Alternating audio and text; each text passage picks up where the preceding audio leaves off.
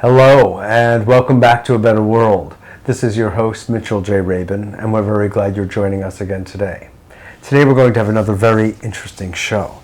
We have with us today an internationally renowned healer and medical intuitive. He is psychic, he is sensitive, he has a way of tuning in to the energies and vibrations of the universe as they occur in the atmosphere as well as in individuals.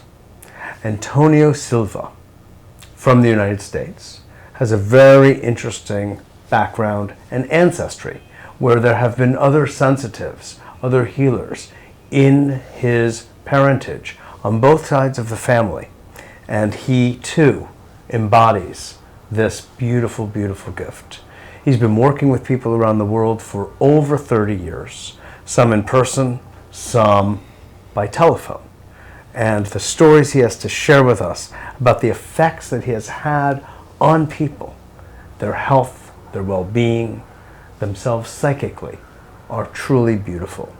Just today, we were at the United Nations where Antonio was speaking to a nice group of people, speaking about his experiences and his life work and his life gift.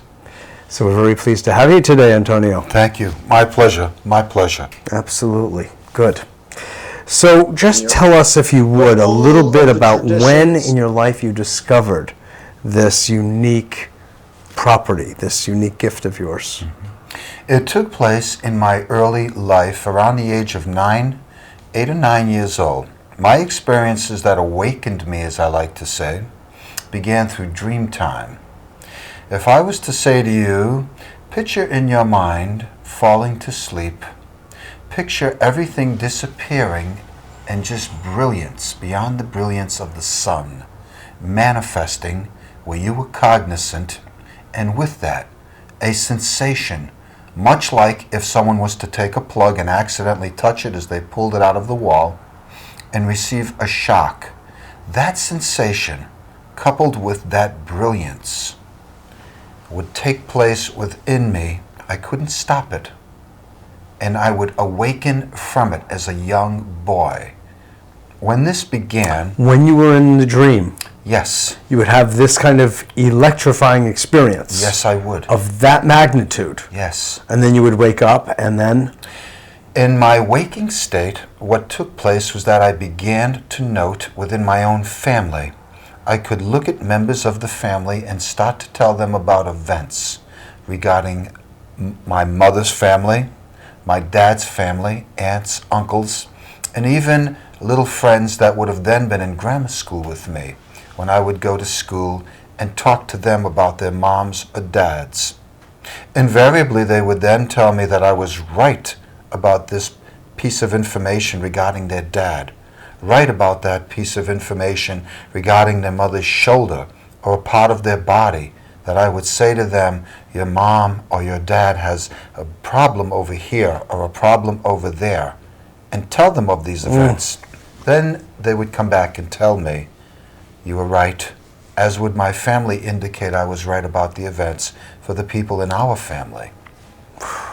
My God, at age 9. It's quite something to carry. It's not easy, you know. And so over the course of your life since then, has this ability increased? Or how would you describe it? It has increased. And actually, not just increased, that dream that I told you about has reoccurred. Not many times. As I sit before you today, I can probably count on both hands. I would say 7 or 8 times from the inception point of when it began, it has reoccurred. Each time it's reoccurred, it's left me stronger, more aware, and more empowered to be able to work, discern people's medical conditions, heal, and know their life's events, both for themselves and those people that matter to them. Those 3 things have been with me since around the age of 9, and I have not been able to be in a position to say to you that they've ever stopped. It just continues to be and grows stronger and stronger. So basically, Antonio, you could look at someone walking down the street as you walk down a city street in New York and see indications of what might be going on with them medically, for instance? Yes, very much so. And even, for instance, to take it a step further, let's say if I was in a restaurant setting and I was to look at someone, without them saying a word, I can be aware of parts of their body that are issues, past tense or present tense, concerns, matters of the heart, things on their mind, all at the same time. And I'm speaking to you in a sense of indicating in a second. This isn't over a period of minutes. Instantaneous. Instantaneous. No hesitation. As I say to people that know me, on command. On command. And is the information coming to you as an image? Is it coming to you through reading an aura? What is the means of transmission of the information? Good question. Actually, in this instance, I see the person's body, and it would be as if I said their highlighted areas of concern stand out to me immediately. If with that there's problems, let's say with a mom or a dad, a family issue, all of these things in a second manifest, and that awareness is there. It's not that there's a word or an image. It is that the full spectrum of all of these events show themselves to me immediately, whether I like it or not. It's there. Should I look at someone, okay, for instance? That happens quite often.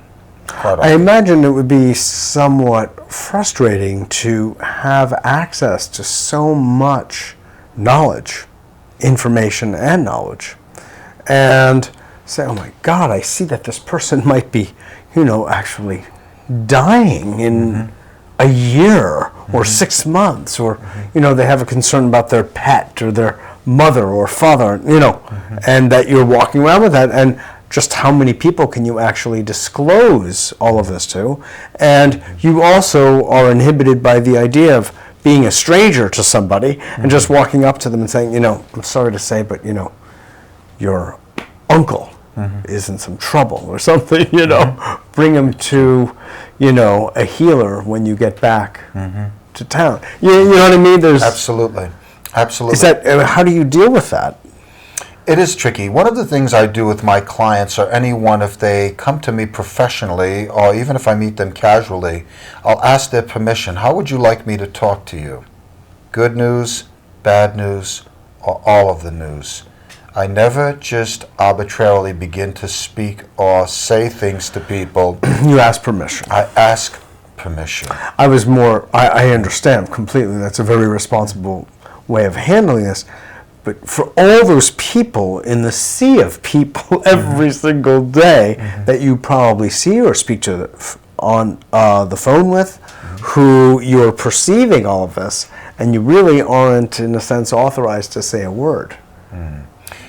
It's a very heavy responsibility.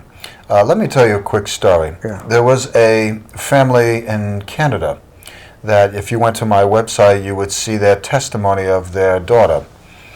And when they asked me to come, I immediately went within a 24-hour notice. Was flown to Canada to work with their daughter who had leukemia. Unfortunately, when they had me come, she was at the last stages of the disease. They had sent her home. The hospital essentially said, we can do no more for your daughter. People that know about leukemia know that the white blood cell count is pivotal, and it's having to be balanced. Generally, people will see that the count could be 20, 30, 40,000. You want to bring it to zero.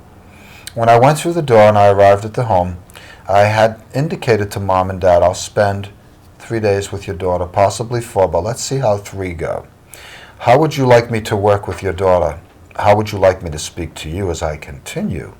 Because as I'm here, I may have to tell you information if things shift for the worse. I will definitely give you good news as it shifts for the better. They gave me the responsibility of being able to do both. At the end of the 3 days, I knew that I could no longer do for this child what I wanted. However, the white blood cell count was totally stabilized. Some people would say, Antonio, that's great news.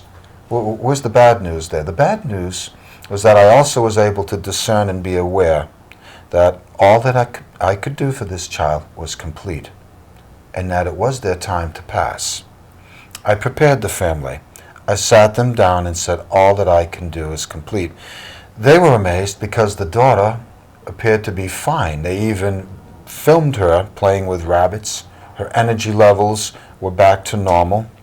The doctors had nurses working round the clock with this child at the home. So they would take the blood. Blood tests would be coming back and be called in, and they were telling us the blood cell count is stabilized. The family was shocked when I was saying, I've done all I can, but I believe that you'll find that it's time for her to go. They couldn't believe this. They said, but everything looks wonderful and fine, and look at the way she looks. I said, I understand, but just trust me what I'm telling you. They said, fine, we're happy with the way she is, and we'll trust your judgment. I left, and by the time I arrived back in New England, my plane landed, and within an hour or two of landing, I got a phone call that the young girl had, in fact, passed. It was very disheartening, because on the one hand, to be aware that you could help the person to a degree, and then as a psychic sensitive, be aware that it's time for them to move on.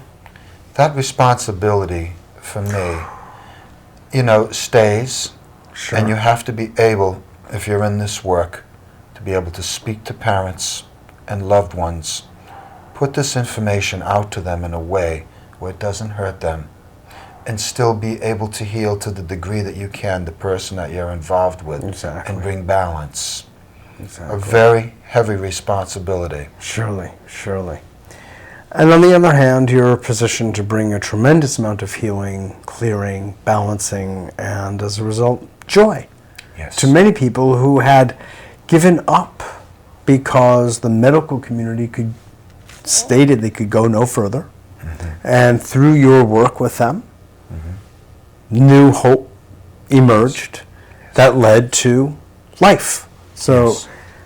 needless to say, you're serving the whole world in whatever next step of evolution someone is at. Well you said. know, so talking about next steps of evolution, I just wanted to ask if you would be willing to send an intention of loving energy and healing energy to our audience during the rest of this program.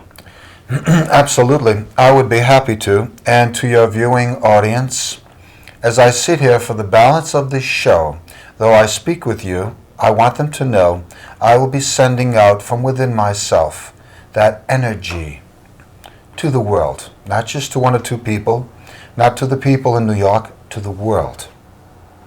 And I want for all people to relax and feel. Don't try to understand. Don't try to define it. Relax and feel it, for I will be sending it out. Beautiful. Don't get caught in the mind. True. Feel. Feel That's the way. it. Feel it. It's a whole new way of relating to the world anyway, when Yes, it people is. relate really from their heart instead of from the dualistic brain chatter, which is what we typically do. Not only is that true, it makes me think of another quick story. A mentor, someone that I think a lot of, has a wonderful saying, believe it and you can have it. This man was a Jesuit priest in New Jersey. He has a healing ministry and loved to work with people. He was fortunate enough where his superiors allowed for him to take that gift and said, we want for other people to experience this. However, we're going to ask you just to go to a certain place in the United States where we will send you. We want you to go there, and should it be that it's supposed to come to pass, just go and let's see what happens and stay as long as you want. That was in the 1960s. And he went out there and he was sent to a boarded up church where no one was there to the naked eye as you and I would know. He took his gifts, knelt down, and said thank you for what he saw would come. As time went on, the people that he needed to come to him, carpenters, all the people to rebuild the church, began to show up.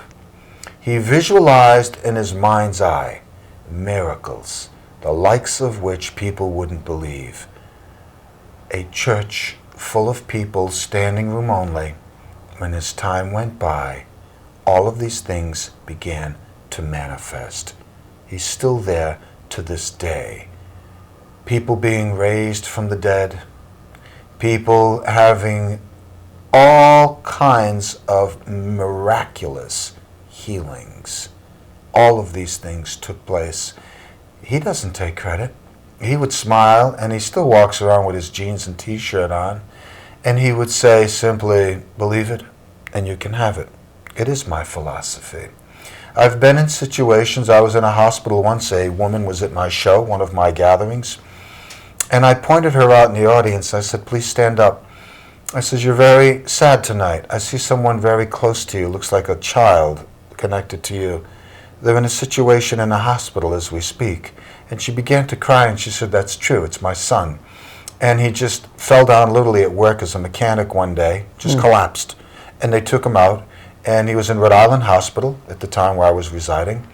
And I said to her, I'm going to go tomorrow to the hospital. I'll meet you there. He was in intensive care. And he had been in a coma, this young man, in his late 20s. And at the time, I had that same feeling that the priest had. Believe it and you can have it. I didn't hesitate, and I went. He was all hooked up, monitors everywhere, electrodes, everything. I stood in front of him with his family there, and I took my left hand, which is my healing hand, and my medical intuitive hand. It'll tell me a person's problems from head to toe, pretty much. And I just took it at the time and placed it on his chest. Within about, I would say to you, a minute to 2 minutes, the young man literally bolted up in the bed and his eyes popped open. And it was a moment that I can assure you made me step back and understand what I already knew. Not only is it true that all things are possible, but they can take place 24 hours a day. If you can believe it, you will have it. I then quietly left the room. I had a young woman who was, believe it or not, divorced from her husband. This story is even more ironic because of the fact that they were no longer together but had a child. And she approached me and she said, Antonio, will you come to help my former husband? I said, sure. She said, he's at a particular place in Massachusetts, a rehab center. He's paralyzed from the waist down. They can't do anything else for him. And I said, sure, I'll be happy to go. So I went with her and his son. We walked into the room. This man was written off by some very major hospitals in Boston, Massachusetts. And he was in a rehab center, and I stood there in front of him. I didn't put my hands on him. I put my hands over him, especially my left hand. You would also see her testimony on my website. You can read the testimony of Kim Parker. And you'll see that as I moved my hands up and down as a series of minutes went by. They began to fall. Boy, as he said, I can feel a warmth coming from this man's hands. I could feel my legs tingling. He started to regain sensation. How long had it been that he was in this state? Oh, he had been in a rehab center for almost a year and written off before that at the hospital. It was very dramatic because the little boy even said, look at Daddy.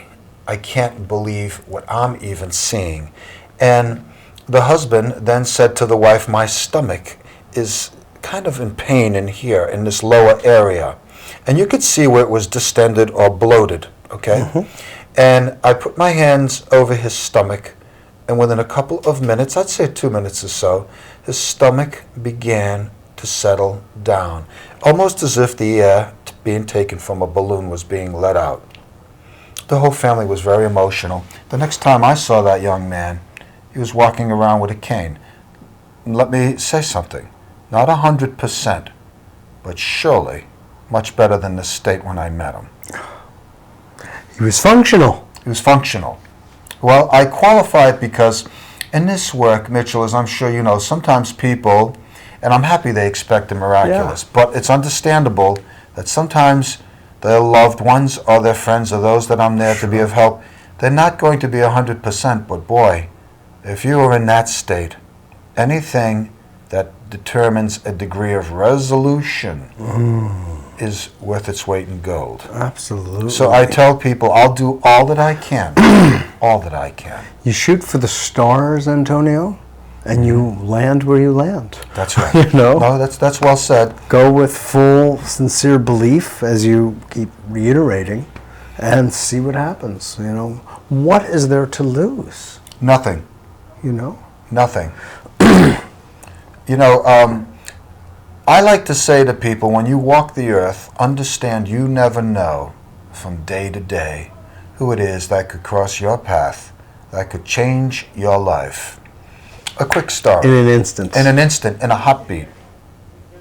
I met a man one time that was as some people might say, well, he's a simple janitor at a cathedral. You were reading my mind because I was about to ask you about this gentleman. Mm-hmm. Well, he seemed, if we didn't know him and we looked at him, to be what some people would call, well, he's the janitor of the cathedral. He had beautiful blue eyes and a long white beard. I used to go in that cathedral every morning before I'd go to my formal job at the time for an insurance company, a healthcare provider. And I'd sit there and pray for a little bit, and I'd watch this man. There was something about him I liked. At that point in my life, I had a couple of real serious concerns that I was quietly asking the universe, please be of help. For some help. Mm-hmm. On one particular day, I petitioned and upped the ante, as we say jokingly, and I said in my mind, before I walk out this door today, I really need a sign that something can happen here. I no sooner was getting ready to walk out the door that the man touched me on the shoulder and said, do you have a minute? Can you come back in? And then I turned around and I looked, and it was this man, this quote-unquote janitor. We started talking, we sat down, and I found out about his life. A graduate of Marquette University from one of the wealthiest families in Wisconsin. He spent 30 years almost of his adult life in 2 monastic orders. One of his roommates, Father Solanus Casey, to those out there in your audience that might be Roman Catholic, they would identify that this man has many books written about him. A very famous healer. The Porter of St. Bonaventure is what many of the books are titled regarding his life. And another one that's been declared a saint, Padre Pio, was his other friend in Italy. And he would tell me then, he said, It's Antonio, called keeping good company. Good company. But he would say, Antonio, if you knew what was planned for your future, you wouldn't believe it. That was in 1979. And I sit here today, and he was quite right. And then he quietly went on his way. Maybe 2 or 3 months after meeting him, he left there to go into an entirely different work with people, severely handicapped people. And he still does wonderful work today with people. So please, my point is, people should never despair, and please ask the universe, bring someone into my life that can help me somehow, some way. I assure you, it will come to pass. Believe it and you will have it. Yeah. It's beautiful. It's beautiful. It ought to be also said that the gifts that came to you through at birth, as far as we know, Yes. you are gifts that we all have dormantly inside ourselves, because one man is on some level, from the larger cosmic point of view, equal to another. To every woman is no different in God's eyes, and we were all given these gifts. Would you just share with the audience a word or two about that sense of empowerment that if we believe we can have, so that people can, in a sense, take care of themselves with, say, some proper belief, attitude, and guidance? Oh, I'll be happy to do that. I'll even take it a step further. As I sit in front of you, I've been clinically dead at a point in my life in my early 20s. Not having any formal medical experience aside from working in hospitals, becoming an EMT and a paramedic. I'm not a doctor. I say to you, I want people to reach for the sky. You can have it. It's yours. There's only 2 things on earth: information and knowledge. Information, water is H2O. Well, we all know that. But knowledge is being able to make it rain. and wisdom is knowing when to make it rain. Ah, It is our divine birthright. We are the drop of the ocean. Let us never forget, always and forever, we can do all things. Let us wake up to our inner divinity. There's no difference between yourself and myself or others in myself, aside from it was my predisposition to be focused all my life in healing and metaphysics. It's been my love. yeah. Well put, well put. And it's very encouraging, I think, to people in the audience and people in general to hear these words from someone like yourself who's been around the block with us for 30 plus years, practicing, doing, remaining focused. So you're a living example of what can be and how we all of us human beings can harness these God-given energies, brain functions, heart functions, hormonal functions actually. So it really is. Antonio, I just want to thank you so much for the beautiful work that you're doing in healing and bringing forth your energy, your chi, your life force to the planet the way you are so lovingly and generously. It's a great gift to know you and to have you on the show. Thank you. It's my pleasure, and I encourage you to keep up your good work. You're reaching many people, and they need to hear, and they need to be aware that people like you exist. Keep up your good work, my friend. Thank you very much. Thank you. My dear friend. Thank you.